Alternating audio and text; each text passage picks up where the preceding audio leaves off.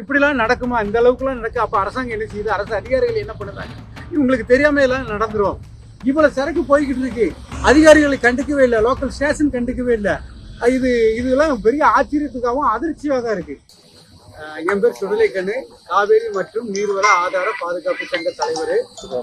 எங்க சங்கம் வந்து எங்கெல்லாம் நம்ம கனிமத்துக்கு எதிராக நாங்கள் சட்ட போராட்டங்கள் நடத்துகிறோம், எங்கெல்லாம் அந்த இப்படி இல்லீகல் நடந்துகிட்டு இருக்கோம், அங்கெல்லாம் நாங்கள் வந்து இந்த வேலைகளை பார்த்துக்கிட்டு இருக்கோம்.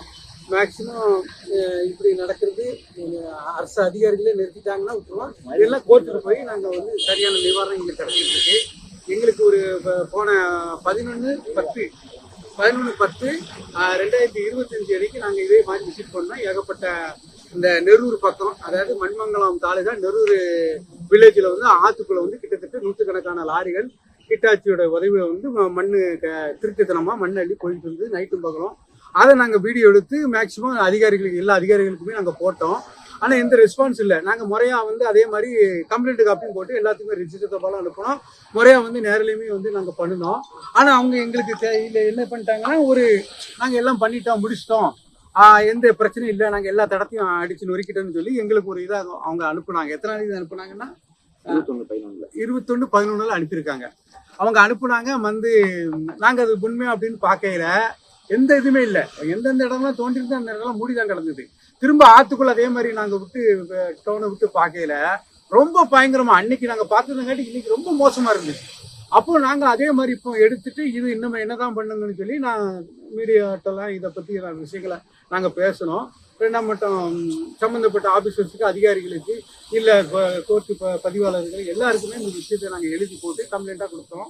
அது நேற்று கொஞ்சம் எல்லாமே இல்லை தலையிட்டு நீங்கள் எல்லாருமே உங்கள் சப்போர்ட்டில் நேற்று ஏதோ ஆக்ஷன் எடுத்து தட்சமே நீக்கி, இது எந்த அளவுக்கு நீக்கின்லாம் சொல்ல முடியாது. இது வரைக்கும் தமிழ்நாட்டில் இல்லாத ஒரு அநியாயம். இப்படி யாருமே இவ்வளவு, அது கரூர் மாவட்டத்தில் மட்டும்தான் ஆத்துக்குள்ள ரொம்ப பயங்கரமா கட்டில உங்களுக்கு இந்த மாதிரி சட்ட விரோதமா நடந்துகிட்டு இருக்கு. இது நாங்க எந்த மாவட்டத்திலுமே தமிழ்நாட்டில் பார்க்கல. இங்க தான் 43 பேர் இறந்துருக்குது, அது இந்த கரூர் தான். அதே மாதிரி பெரிய சட்டவிரோதமா மாபியா கும்பல்கள் கிட்டத்தட்ட 300 பேருக்கு அதிகமா வச்சுக்கிட்டு இந்த அளவுக்கு ஒரு 6 மாசமோ 8 மாசமோ நாங்கள் விசாரிச்ச அளவுல இந்த அளவுக்கு இன்னைக்கு நடந்துகிட்டு இருக்குன்னா, இன்னைக்கு அகண்ட காவேரி அழிச்சுக்கிட்டு இருக்கிறது இந்த கரூர்ல தான் நடந்துகிட்டு இருக்கு. எங்களை பார்த்தோன்னே பெரிய அதிர்ச்சியா இருக்கு. இப்படிலாம் நடக்குமா? இந்த அளவுக்குலாம் நடக்கு. அப்ப அரசாங்கம் என்ன செய்யுது? அரசு அதிகாரிகள் என்ன பண்ணுறாங்க? இவங்களுக்கு தெரியாம எல்லாம் நடந்துரும். ஏன்னா நாங்க எல்லா அதிகாரிகள்ட்டையும் முறையிட்டோம், எல்லா அதிகாரிகள்ட்டையும் என்னெல்லாமோ பண்ணி பார்த்துட்டோம். எந்த அதிகாரிகளும் எந்த ஆக்ஷனும் எடுக்கல. அப்ப இது எப்படி இவ்வளவு இவங்களுக்கு தெரியாம இந்த மாதிரி நடந்துரும்? ஒரு லோடு, ஒரு மணல் ஒரு ஆத்துக்குள்ள போய் ஒரு இடத்துல போய் ஒரு லாரி அள்ளிட்டு வெளியே வர முடியுமா? உடனே நம்மளை குண்டாரிச்சுங்காங்க, உடனே அடைச்சு போடுவாங்க. நாங்க என்னமோ பெரிய ஒரு சமூக விரோதியை பிடிச்சிட்டாங்க. ஆனா ஒரு நாளைக்கு மினிமம் அந்த இடத்துல இருந்து நைட்டு மகள் ஒரு 500 நடையாவது வெளியே போகுது. அதுவும் 12 டயர் உள்ள டாரஸ் லாரி. இவ்வளவு சரக்கு போய்கிட்டு இருக்கு. அதிகாரிகளை கண்டுக்கவே இல்லை, லோக்கல் ஸ்டேஷன் கண்டுக்கவே இல்லை.